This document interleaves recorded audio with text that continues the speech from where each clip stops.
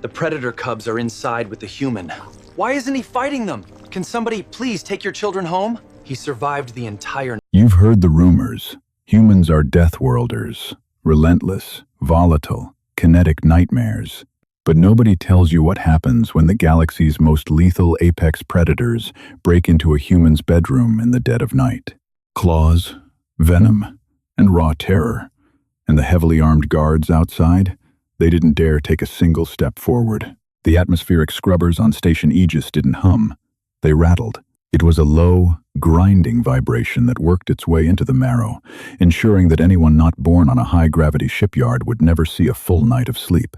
Cole stared at the gray metallic ceiling, his eyes burning with exhaustion. He was 26 hours deep into a caffeine-fueled diplomatic summit, and his body was a miserable cocktail of aches.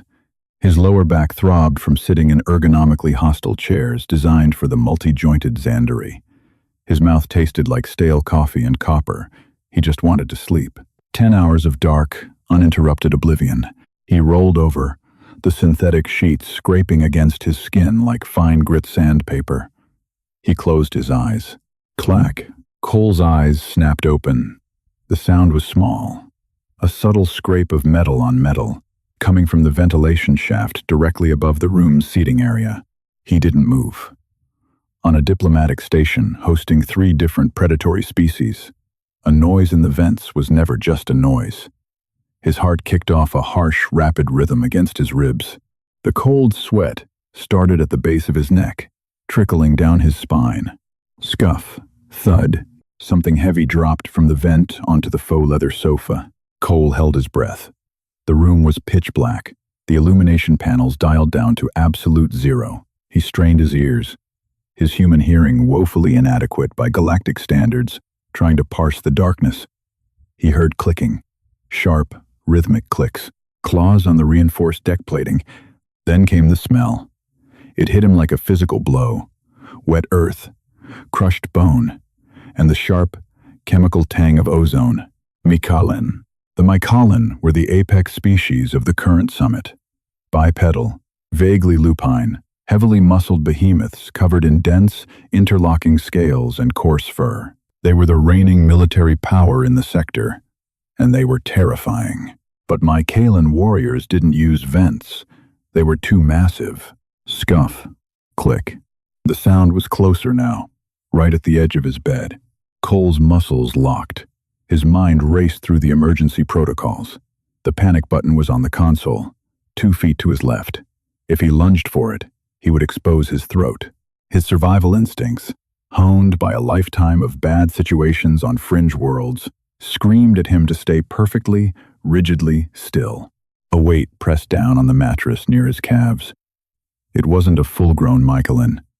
It was smaller, maybe 30 or 40 pounds, but it was dense. The mattress springs groaned in protest. Then, a second weight. A third. Cole, slowly, agonizingly, shifted his gaze down his own body. In the absolute dark, his eyes finally adjusted enough to catch the ambient starlight bleeding through the blast shutters. 4 pairs of bioluminescent eyes stared back at him. They were a piercing, toxic green. Cubs. Mycalin cubs. 4 of them. Cole's breath hitched in his throat. He felt a sharp, needle-like pressure press through the blanket, digging directly into his shin. One of them was testing its claws. The venom glands at the base of a Mycalin cub's claws weren't fully developed, but a scratch could still induce localized paralysis and excruciating pain. They were crawling up his legs. Cole's brain short-circuited. He wasn't a soldier. He was a junior logistics liaison. He organized supply chains and negotiated trade tariffs. He didn't fight aliens. He certainly didn't know how to handle the hyper-lethal offspring of an alien warlord. One of the cubs let out a low, vibrating growl. It sounded like a chainsaw idling underwater. The creature hauled itself up over Cole's knees, its massive, oversized paws planting firmly on his thighs. Cole could feel the heat radiating off it, a strange, dry heat. "Don't move," he told himself. "If you move, they trigger. If they trigger, you're shredded meat before the guards even scan the room." The lead cub crawled up to his chest. It smelled strongly of dried blood and sour milk. It leaned forward, its heavy triangular head hovering inches from Cole's face. Cole could see the serrated edges of its teeth glowing faintly in the dark. A thick drop of saliva pooled on its jaw, snapped, and hit Cole's collarbone. It burned like battery acid. Cole flinched, a sharp hiss escaping through his teeth. The cub froze. Its ears pinned back flat against its skull. The other 3 cubs on his legs stopped moving. The silence in the room was deafening. Cole's heart hammered so violently he was sure the cubs could feel the reverberations through the mattress. He stared into the toxic green eyes of the lead cub, waiting for the jaw to unhinge, waiting for the teeth to sink into his jugular. Instead, the cub sniffed. It pushed its wet, leathery snout against Cole's chin, taking a massive inhalation of his scent. Cole smelled like fear, stale sweat, and human body heat. To the cold-blooded Mike Holland, the human wasn't just a meat sack. He was a thermal radiator. Cole's core temperature was a steady 37 degrees Celsius. In the artificially chilled environment of the station, designed to keep the Mycaelan lethargic and calm, Cole's bed was an oasis of boiling, radiant warmth. The cub let out a short, chuffing sound. It dropped its heavy head right onto Cole's sternum, knocking the wind out of him with a grunt. Then, the creature collapsed. It didn't lie down. It went entirely boneless, sprawling across Cole's chest like a weighted blanket lined with razors. The other 3 took the cue. One curled tightly around Cole's left leg, its claws hooking into his calf to secure its position. Another wedged itself against his right hip, letting out a long, wheezing sigh. The smallest of the 4 awkwardly climbed up Cole's arm and draped itself over his shoulder, its venom-spurred tail resting perilously close to Cole's ear. Cole lay there, trapped under nearly 150 pounds of lethal alien fluff. His chest barely had room to expand. The claws pricked his skin through the fabric of his clothes. He waited. 10 minutes. 20. The low, chainsaw growling slowly shifted pitch. It smoothed out, becoming a deep, rhythmic vibration. They were purring, or, at least, doing the Mycaelan equivalent of it. Cole slowly exhaled, the tension bleeding out of his shoulders, replaced instantly by profound, crushing annoyance. The adrenaline crash left him dizzy. His bad knee was locked in a terrible position under the weight of the hip cub. "You have got to be kidding me," Cole whispered to the dark. He didn't want to be a hero. He just wanted to sleep. Cole closed his eyes, resigning himself to his fate as a piece of heated, fleshy furniture, and prayed none of them had night terrors. In the corridor outside Cole's quarters, the air was thick with a very different kind of panic. Vrock, a sub-commander of the Mycaelan Honor Guard, stared at the thermal imaging feed on his datapad. His massive, scaled hands were trembling. This was impossible. It was a breach of protocol, a breach of security, and quite possibly an act that would plunge the entire sector into a brutal, unwinnable war. "Confirm," Vrock growled, his voice a low, gravelly rumble. Beside him, a younger guard, Cal, swallowed hard. The interlocking scales on Cal's neck rattled in agitation. "Confirmed. Sub-Commander, the matriarch's brood. They accessed the primary ventilation duct from the nursery sector. The grates were secured against intruders, not against internal tampering. The cubs unlatched them from the inside. Vrock bared his teeth, a gesture of intense stress. And they are in the humans' quarters. Yes, Sub-Commander." Vrock looked at the heavy, reinforced blast door of Suite 402. Behind that door was a human. Humans were classified as Category 9 Deathworlders. The Mycaelan were fierce, yes. They had natural armor, venom, and raw strength. But humans were something entirely different. They were soft-skinned, lacking claws or fangs, but their internal biology was a nightmare of kinetic density and chemical warfare. A human's nervous system ran on adrenaline and cortisol neurostimulants so potent they were classified as illegal narcotics in 6 star systems. Vrock had seen the combat vids. He had seen a human, shot 3 times with a plasma rifle, simply ignore the burning holes in its torso to beat a heavily armored Krogan to death with a sheared-off pipe. Humans didn't have an off switch. When startled, their fight-or-flight response bypassed their higher reasoning entirely, turning them into engines of localized destruction. "We must breach," Kale whispered, his hand drifting toward the plasma cutter at his hip. "We must retrieve the matriarch's spawn before the Death Worlder consumes them." "Are you malfunctioning, Kale?" Vrock snarled, grabbing the younger guard's wrist with bone-crushing force. "Think. You breach that door. The pressure seal pops. The noise wakes the human. What happens when a Category 9 predator wakes up, surrounded by unknown elements in the dark?" Kale froze. The blood drained from his face. It secures the perimeter. "It eliminates the immediate threats," Vrock corrected coldly. "It will wake up in a chemical rage. It will perceive the cubs as hostile parasites. It will snap their spines before its conscious mind even registers what they are. And then, when we rush in, it will tear us apart using the broken furniture." Vrock looked back at the thermal feed. The screen displayed the blue and green outline of the room. In the center, on the bed, was a blazing, chaotic mass of deep crimson and white heat. The humans ran so impossibly hot. Clustered right on top of that blazing core were 4 smaller, cooler shapes. "The cubs. They are clustered," Kale observed, his voice shaking. Is he feeding on them?" "No," Vrock said, narrowing his eyes. He zoomed in on the feed. The biometrics were stable. The human's heart rate was elevated, but dropping. The cub's heart rates were slow, rhythmic. "They are leaching his thermal output." The fools. They found the warmest thing in the sector and claimed it.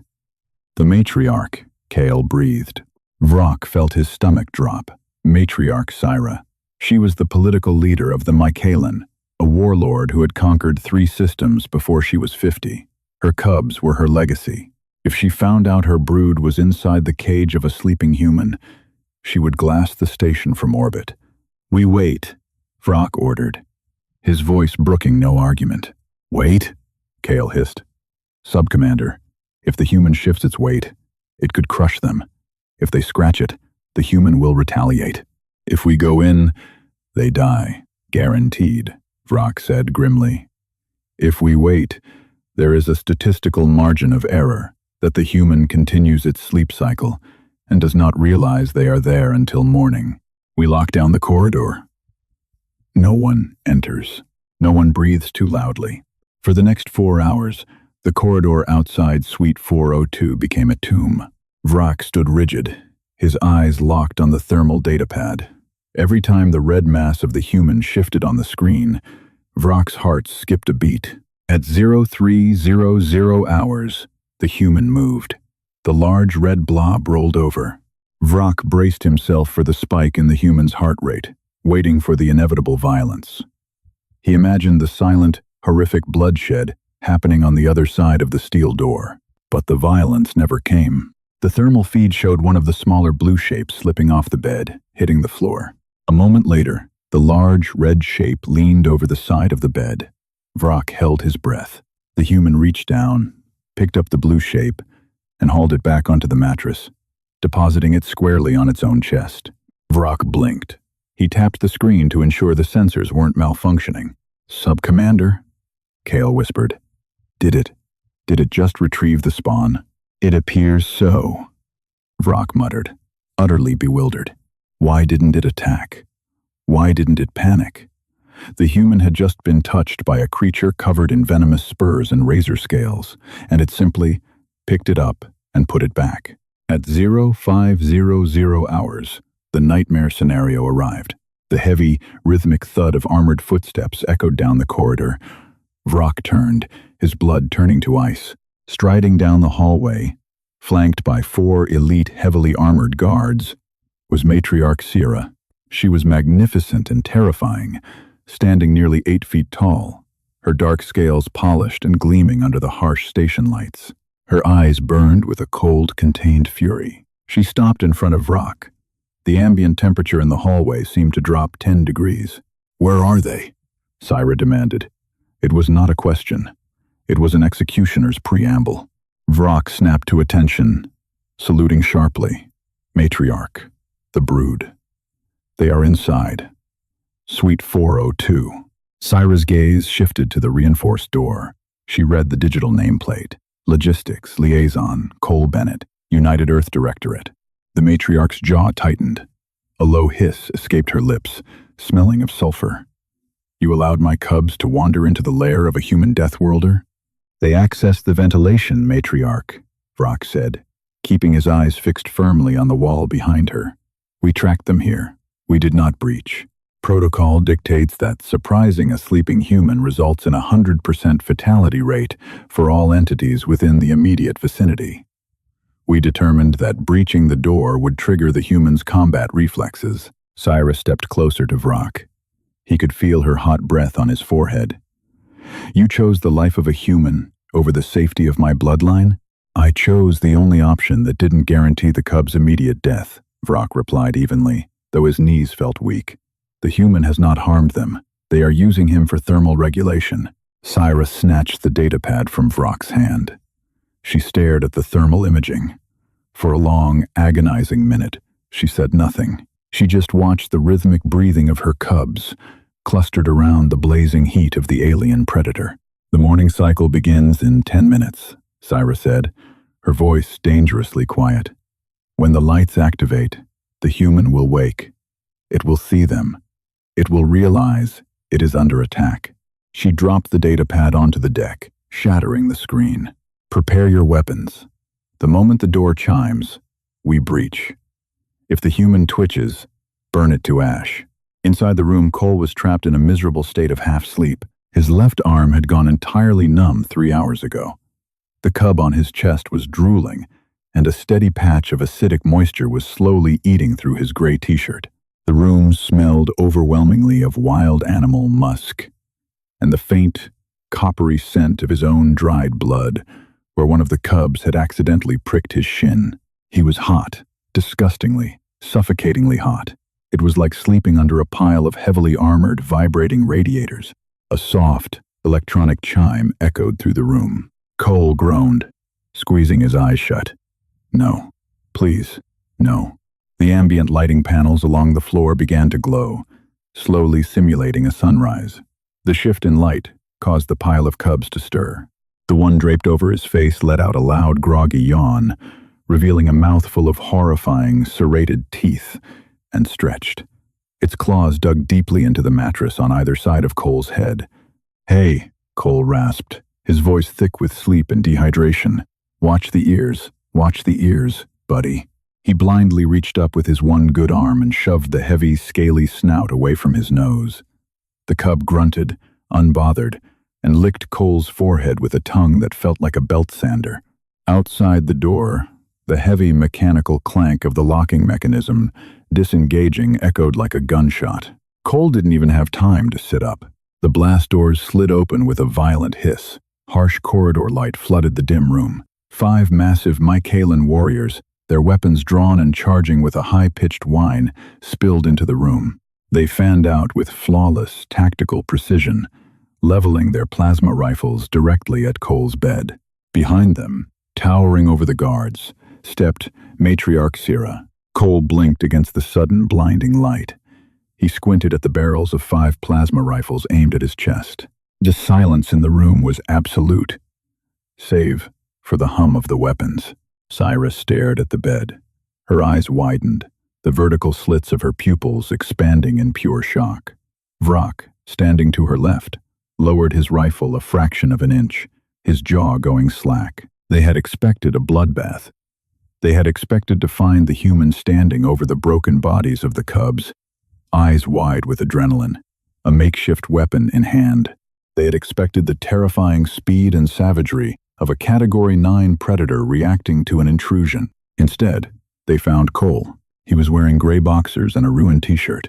His hair was plastered to his forehead with sweat. One cub was asleep across his legs. Another was using his numb left arm as a chew toy, gnawing lazily on his wrist.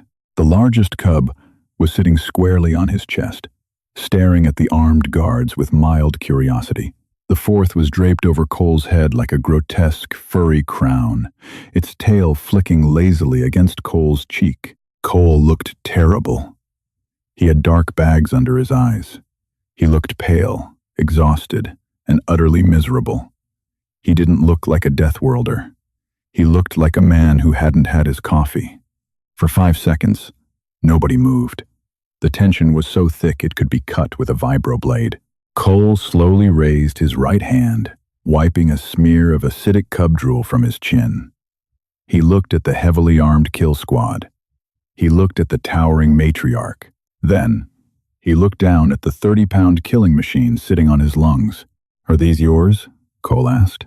His voice was flat, raspy, devoid of any fear, completely drained of anything resembling panic. Syra blinked. The mighty warlord, conqueror of 3 systems, found herself entirely at a loss for words. Yes, they are my brood.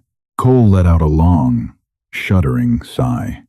He let his head fall back against the mattress. Great. He reached up, grabbed the cub on his chest by the scruff of its armored neck, and unceremoniously shoved it sideways. The cub let out an indignant squawk and tumbled onto the mattress.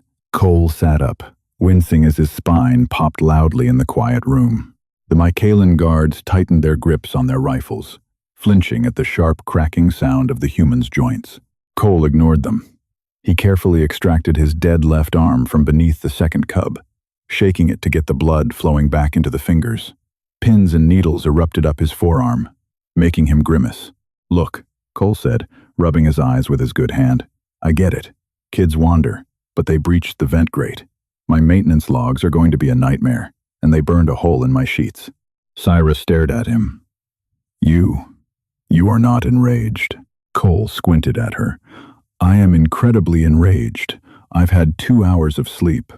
My arm feels like television static, and I smell like a wet dog that rolled in battery acid. But right now, I don't have the energy to be mad at you." He swung his legs over the side of the bed, gently nudging the smallest cub out of his way with his bare foot. He stood up. He was 1.5 feet shorter than the guards, unarmored, unarmed, and wearing nothing but underwear. Yet, as he walked past the barrels of the plasma rifles, the Mycaelan warriors involuntarily took a step back. It wasn't because he was projecting dominance. It was the absolute, chilling casualness of his existence. He had survived direct physical contact with 4 apex predators, and he was treating the entire ordeal like a minor bureaucratic inconvenience. Cole walked to the small kitchenette in the corner of the room, hit the button on the synthesizer, and waited for a cup of terrible station coffee to materialize. Vrock leaned toward the matriarch. "He is immune to the fear response?" he whispered, horrified. "No," Syra murmured, her eyes locked on Cole's back. "He is simply beyond it. This is the restraint of a true apex entity. He knows he could kill us all, so he chooses mercy." Cole took a sip of the scalding bitter coffee. He turned around, leaning against the counter, surveying the room. The cubs were now wide awake, scrambling off the bed and running toward their mother, yipping and chuffing. Syra instinctively lowered her massive hands to usher them behind her armored legs, her eyes never leaving the human. "I have a summit meeting in 3 hours, Cole said, gesturing vaguely with his coffee cup. "I need a shower, I need new sheets, and if you're going to post guards outside my door, tell them to stop breathing so loud. I can hear the armor clicking through the walls." Syra straightened her spine. The political dynamic of the summit had just shifted entirely. She had come to intimidate the human delegation, to force trade concessions through implied military superiority. But standing here, watching this fragile, soft-skinned creature drink a toxic stimulant after casually sleeping in a pile of her lethal offspring, she realized intimidation was off the table. You cannot intimidate a creature that looks death in the face and complains about the noise. "It will be done, Cole Bennett," Syra said softly.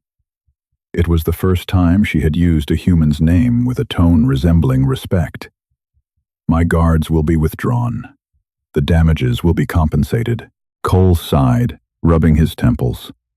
"Just take them, please, before they chew through my comms cable." Syra nodded. She signaled to her guards, who hastily backed out of the room, keeping their weapons lowered but their eyes fixed on Cole.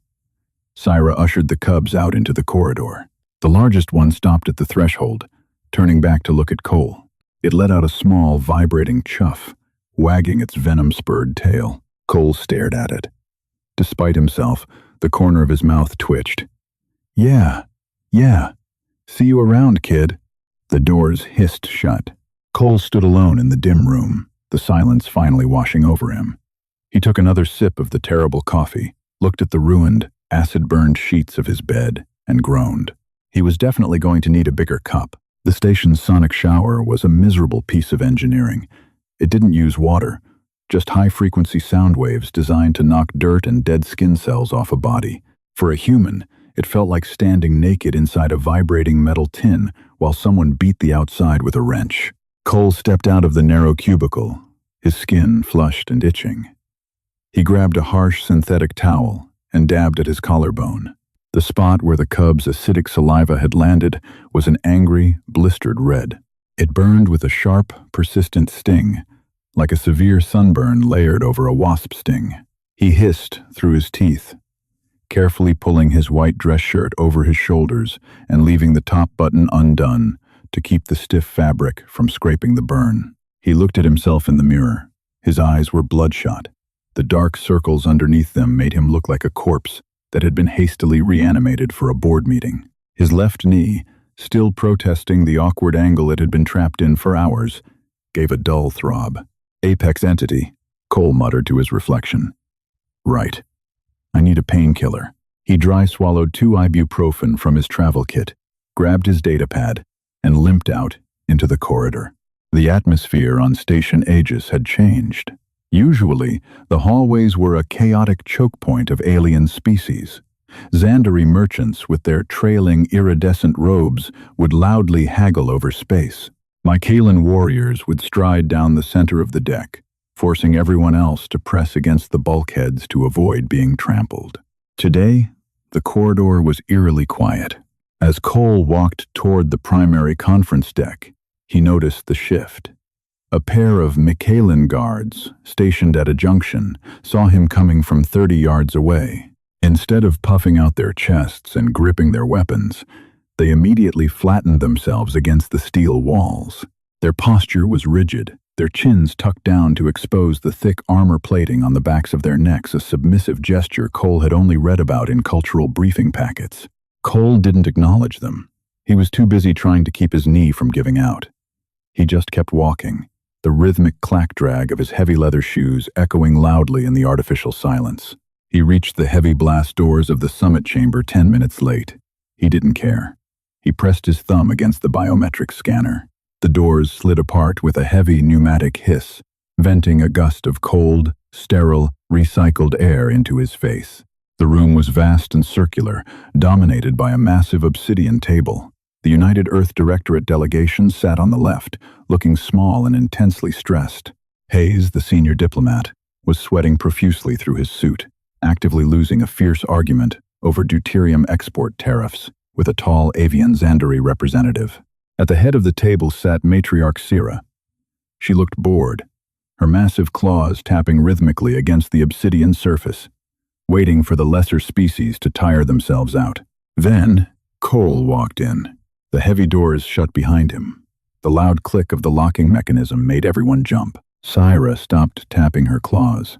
Her piercing green eyes locked onto Cole. The room's ambient temperature seemed to plummet. Slowly, with a grinding scrape of metal on metal, the matriarch pushed her massive chair back. She stood up. Her full 8-foot height towered over the table. The entire room froze. The Xandari representative choked on his own words, his beak snapping shut in terror.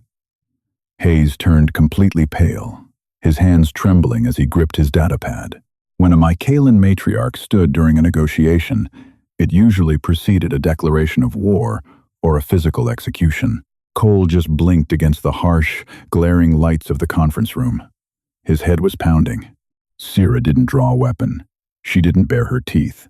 She simply bowed her head, exposing the thick ridge of scales at the base of her skull. It was a slow, deliberate motion, Liaison Bennett, Syra rumbled, her voice vibrating through the deck plating. Your presence honors the summit. We trust your rest was undisturbed after the morning's adjustments. Hayes stared at Syra, then turned his wide, terrified eyes to Cole. The rest of the human delegation looked like they were bracing for an explosion. Cole sighed, rubbing the bridge of his nose. Yeah, it was fine, thanks. He limped over to his designated seat at the edge of the human faction, pulling the chair out with a loud scrape. He sat heavily, wincing as his knee popped. The sound was deafening in the silent room. Every alien delegate flinched. Right, Cole said, dropping his datapad onto the table. He didn't look at Syra. He didn't look at the Xandari. He stared blankly at a spreadsheet of shipping containers. The deuterium tariffs. Sector 4 is bottlenecking our supply lines. We need a 20% reduction in transit fees through Mycaelan space, or our freighters are going to have to reroute through the asteroid belts. It's inefficient. It wastes time. I hate wasting time. He sounded exhausted. He sounded annoyed. He didn't sound like a diplomat carefully navigating a political minefield. He sounded like a man ordering a drive-through meal who just wanted to go home. The Xandari representative puffed out his chest feathers, preparing to argue the economic ramifications. Syra slammed her fist onto the table. The obsidian cracked. The human demands efficiency, Syra snarled, glaring at the avian alien. The transit fees are waived entirely. Mycaelan space is open to Earth freighters. The Deathworlders' supply lines will not be hindered. Hayes dropped his stylus. It rolled across the table and fell onto the floor. Cole didn't even look up from his screen. He just tapped a box on the spreadsheet, highlighting it in green. Appreciate it. Next item. The agricultural exchange. For the next 2 hours, the summit was a bizarre, one-sided steamroller of bureaucracy. Whenever Earth asked for a concession, Hayes would carefully, nervously present the data. Before the other factions could object, Syra would simply turn her terrifying gaze toward Cole. Cole, usually nursing his lukewarm water and staring blankly at the wall, would give a slight, apathetic nod. The Mycaelan conceded every point.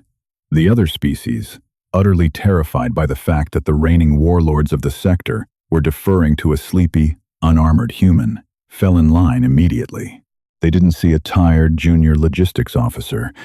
They saw a monster so secure in its own lethality that it didn't even bother to threaten them.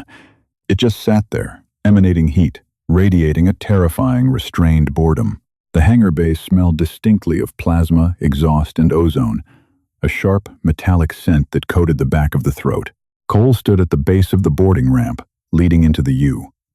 ES Vanguard, Earth's diplomatic transport ship. He had his duffel bag slung over his good shoulder. The summit had ended 3 days ahead of schedule. The human delegation had secured trade deals that normally would have taken a decade of blood, sweat, and localized border skirmishes. Hayes had spent the last 4 hours pacing the ship's galley, demanding to know what Cole had done, who he had bribed, or what illegal black market threats he had leveraged against the Mycaelan matriarch.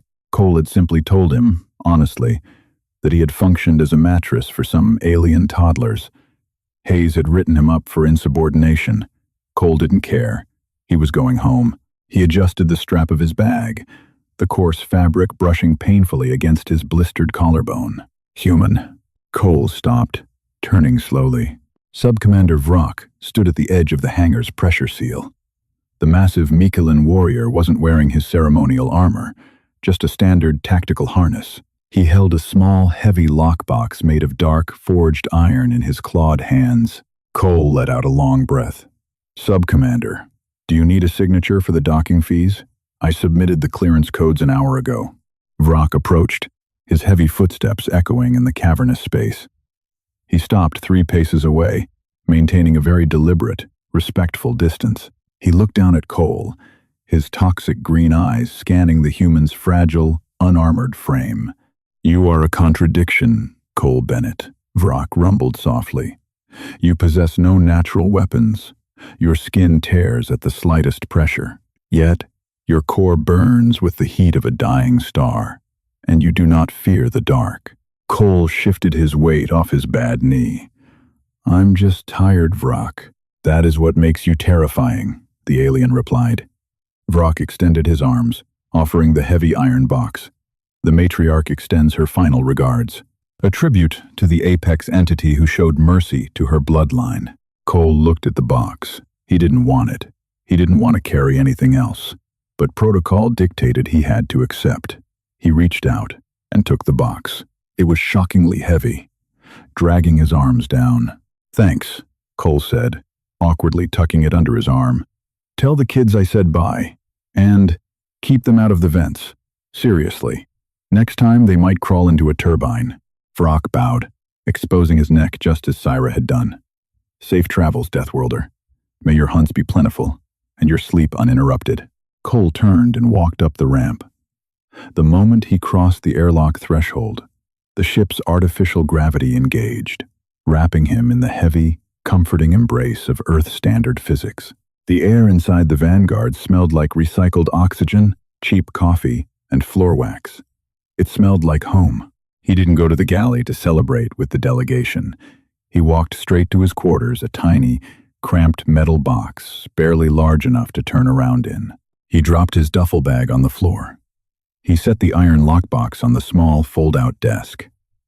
Curiosity overriding his exhaustion for a brief second, Cole unlatched the heavy iron lid. Inside, resting on a bed of dark velvet, wasn't a weapon or a diplomatic treaty. It was a thick, glass jar filled with a pale blue gel. Beside it was a small datapad note, translated into jagged, blocky English text. For the venom burn, applied twice daily, Syra. Cole stared at the jar. He reached up, lightly touching his collarbone through his shirt. A small, genuine huff of laughter escaped his lips. The warlord who had conquered 3 star systems had sent him a first aid kit. He reached into his pocket and pulled out a small, sharp object he had found embedded in his station mattress while packing. It was a single, shed claw, jet black, razor sharp, and smaller than a thumbnail. He placed the claw carefully next to the jar of burn salve. Cole kicked off his heavy leather shoes. He didn't bother changing into sleepwear. He just collapsed onto his narrow, uncomfortable bunk. The mattress was thin, and the blankets were cheap, but the vents above him were small, sealed tightly with steel mesh, and far too narrow for anything to crawl through. The ship's engines rumbled to life, a deep, steady vibration that finally, mercifully drowned out the noise of the galaxy. Cole closed his eyes, let out a long, shuddering sigh, and slipped into the dark. If you loved this story of how a tired, heavily caffeinated human accidentally conquered an alien warlord with pure, exhausted apathy, hit that like button. Don't forget to subscribe and ring the bell for more grounded, gritty HFY sci-fi stories where humans survive the galaxy not with superweapons, but with sheer, stubborn endurance. Share this video with a friend who hates mornings just as much as Cole does, and drop a comment below. What alien species would you absolutely refuse to babysit?